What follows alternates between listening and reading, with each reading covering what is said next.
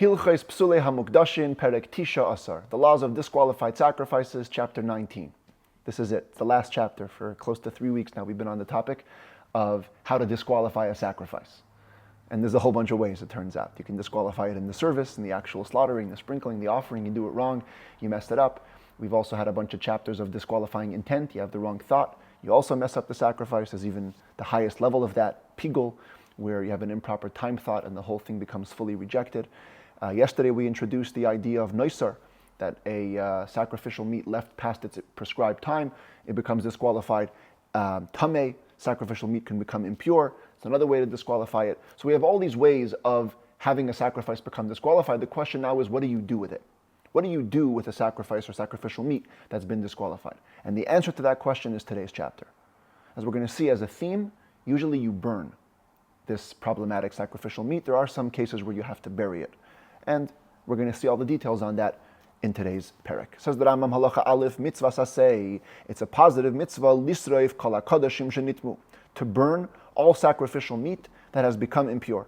Shenemar, as it says clearly in the Torah, v'habasar asher yiga b'chol tameh, meat, referring to sacrificial meat in context, that touches anything impure, lo ye'ochel ba'esh yisaref, it shall not be eaten, as we learned yesterday. Instead, what do you do with it? You burn it in the fire. V'chein ha'noisar, also leftover meat that's left past its time frame for eating. Mitzvah sasei l'sarfa, it's a positive mitzvah to burn it. Shenemar, as it says, v'hanoisar mipsar hazavach, anything which remains from the flesh, from the meat of the sacrifice, by yom hashlishi, on the third day, which is past the time of eating. The context here is a shlamim, peace offering. It has 2 days. On the third day, ba'esh yisaref, it should be burnt in fire. And even though the Torah speaks clearly only about impure meat and leftover meat, ubichlal hanoisar, says the Rambam, included in this rubric of noisar, of leftover meat, is also hapigul. The chol pesulei hamukdashin is the pigul, which is the improper time thought, which disqualifies to the fullest degree. Any other disqualified sacrifice, hakol nisrafin, all of them shall be burnt. Halacha beis, when do you burn a disqualified sacrifice?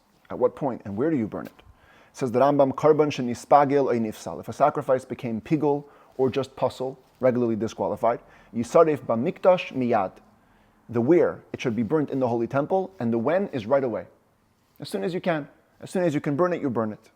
But if the disqualifying factor is only out of doubt, as we've seen many cases in these last couple of chapters, where something becomes disqualified out of doubt, so then you don't burn it right away, because it might still be a kosher sacrifice, which you don't just burn if you don't have to. So instead, what do? To ubar tsurasai, you allow its form to become misfigured. That's a literal translation, but in context, as the Talmud explains it, it basically means you leave it for a 24-hour period, so that the time frame for eating, even if it was a kosher sacrifice, will expire. And then you burn it in the holy temple on the stringency that it may have been disqualified out of doubt.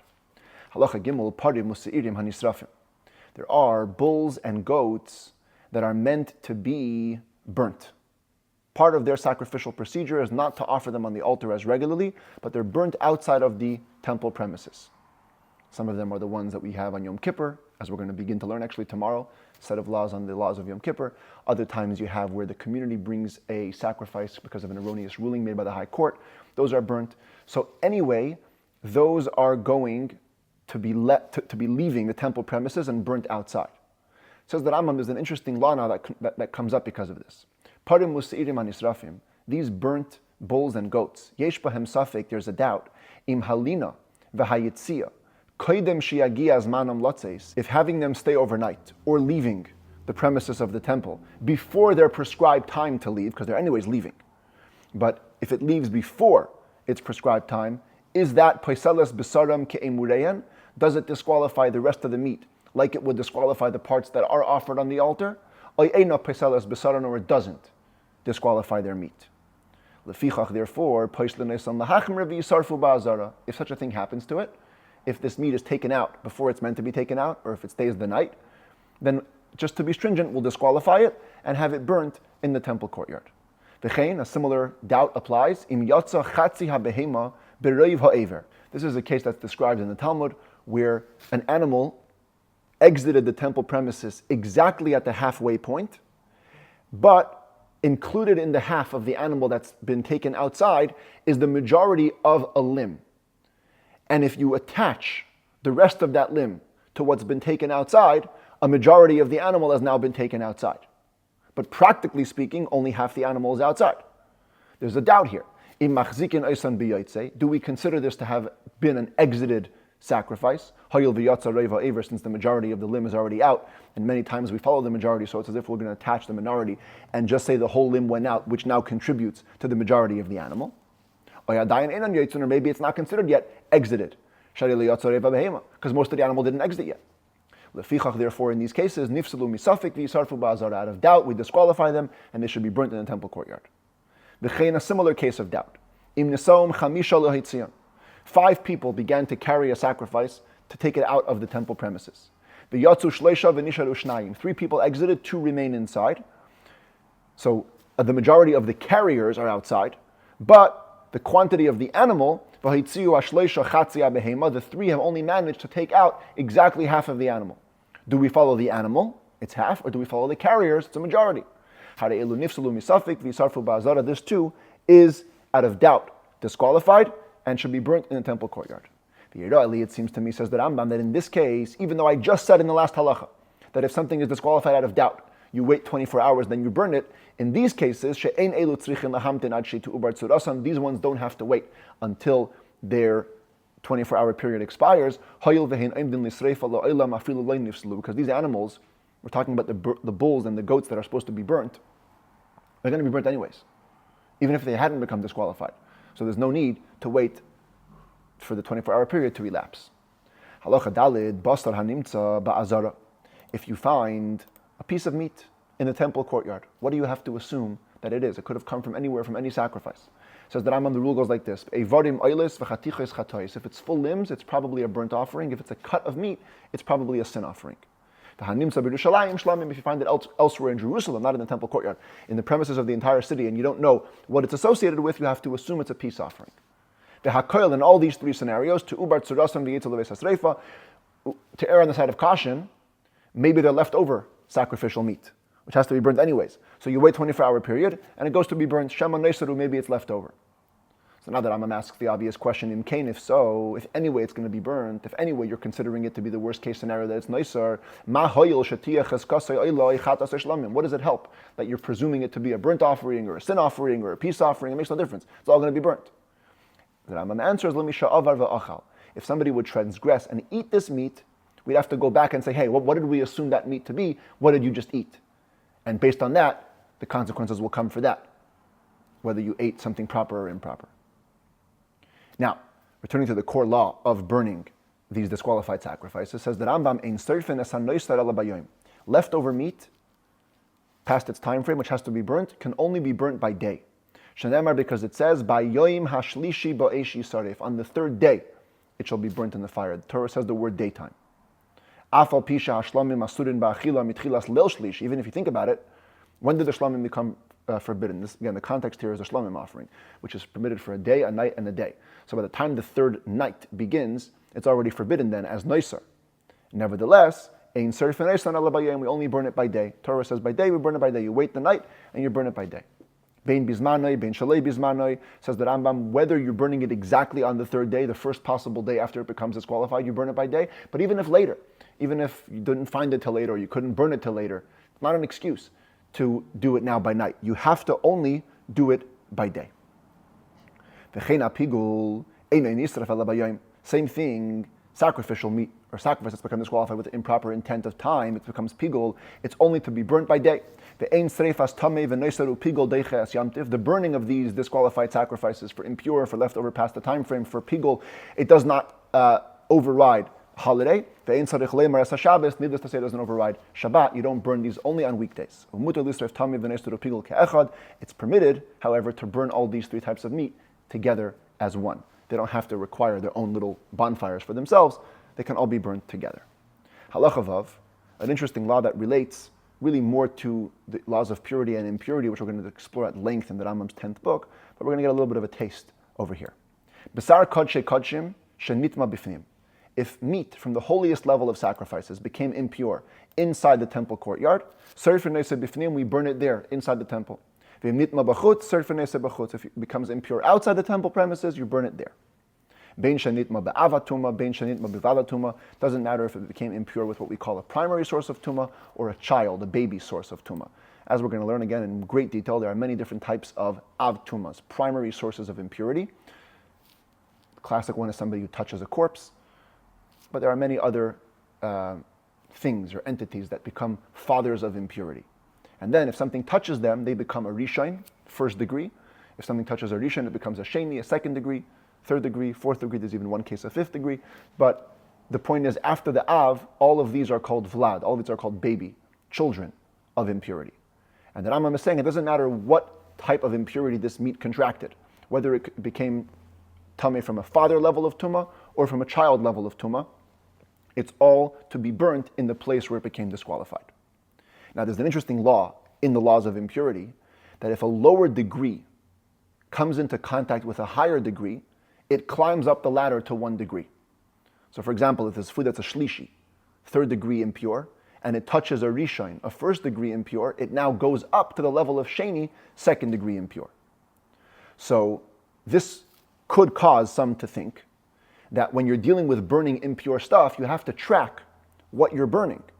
Because maybe while you're putting it into the fire, lower degrees of impurity are touching higher degrees of impurity, and you're adding impurity to the world with no need, seemingly. Says the Rambam, that's not a concern.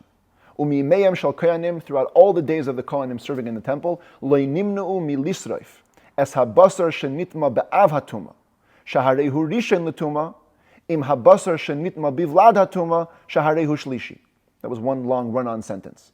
Let's go again slowly. Lo nimnu, they never held back. Milisreif es habasar shenitma be'av hatuma, from burning meat that became impure from a father level of impurity. Shaharehu rishon l'tuma, which means it's now a rishon, it's now first degree. They didn't care to burn this meat im habasar shenitma bivlad hatuma shaharehu shlishi, together with meat that's become impure from a lower level of impurity and is now a shlishi, is now a third degree. So they wouldn't care to burn rishon meat and shlishi meat together. Afal pisha meisifin le'tuma al tumasai, even though seemingly they're now adding a new level of impurity over the previous impurity.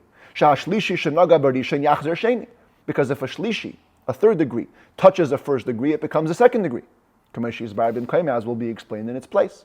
Nevertheless, the sages weren't concerned, because once it's impure, it's already in the realm of impurity. Furthermore, even if you have oil, which became disqualified because it was touched by a person who was ritually impure, went to the mikveh, but the sun hasn't set yet. He's called the tvul yom. He's awaiting full purity. So the tvul yom touches this oil, it becomes disqualified at the level of shlishi. Again, these are all going to be explored at length in the later books. For now, just accept the rules. If a tvul yom touches a type of oil, it becomes third degree impurity. Muter lahadlika b'ner shel matches, you can light this oil in a metal lamp, shenaga batmei meis, which a person who contracted impurity from a corpse touched it. Shahaner avatuma, in which case the lamp becomes the highest level, the father of impurity itself. So now you're jumping not 1 degree, but 2 degrees. Because if the shlishi will touch the av, it will become a rishon, it will become 1 degree. It doesn't matter. Even though the oil is going to become a rishon when it touches the lamp, doesn't matter. Shum tuma. Since there's at any rate tuma there, impurity, ein makpidin al tesafta. We don't care about the additional levels of impurity that are imposed. All we're careful is that a pure thing shouldn't become disqualified. But once it's impure, you can burn it together with all other kinds of impure meat.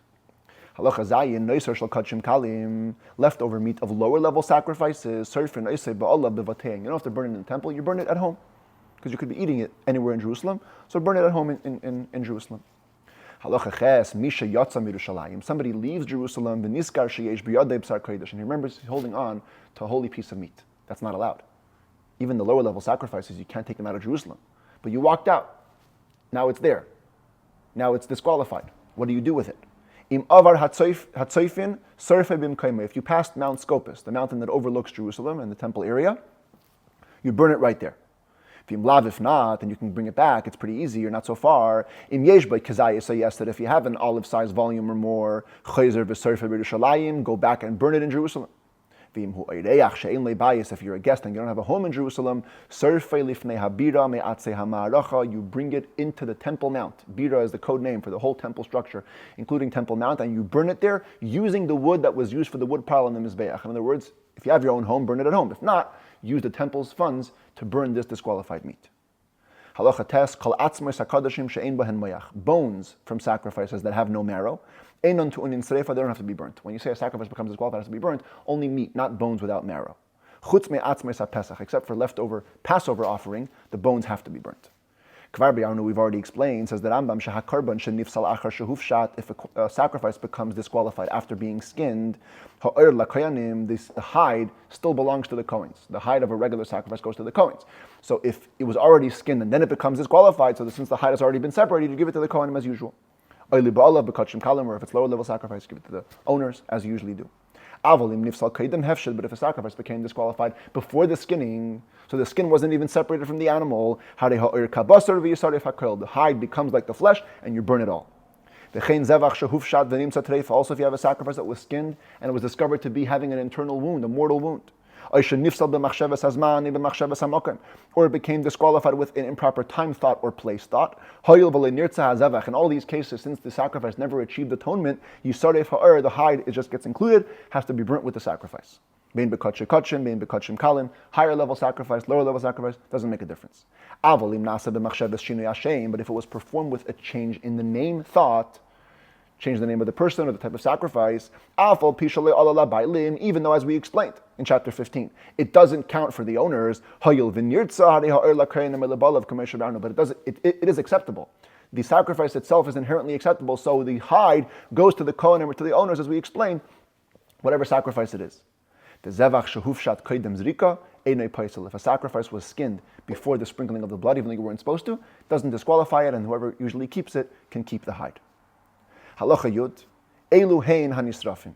Now that we've learned a whole bunch of things that have to be burnt, let's give the full list of all things that had to be burnt in the Holy Temple that if they went wrong.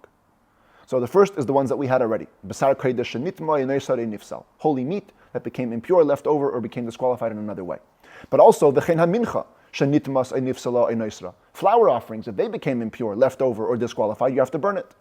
The Asham Talui, also if you have a doubtful guilt offering. We discussed this earlier in these set of laws. A doubtful guilt offering is in a case where you would usually, if you knew that you sinned, you have to bring a korban chatas, a standard sin offering. But because you don't know, you bring an asham tali. And what happens if you begin to slaughter it, before you have a chance to sprinkle it, you find out actually you never did the sin. So you're not obligated to bring any sacrifice. This asham tali has to be burnt. If you bring a bird as a sin offering in a case of doubt, we had plenty of those in chapters 8 to 10, all those funny, confusing bird offerings. Many cases you have to bring a new bird as a chatas, but it's all out of doubt, you burn it. Usa'ar nazir tahar, the hair of a pure Nazirite, a Nazirite who completes his term, we learned that you burn the hair under the pot where his shlomim is cooking. The ha'arla v'kilaya kerem, food that grows on a tree in its first 3 years, mixtures that are planted in a vineyard, they have to be burnt. If things that cannot naturally be burned, liquid produced from fruit that grew in its first 3 years, or mixtures in a vineyard, you don't burn juice. They should be buried.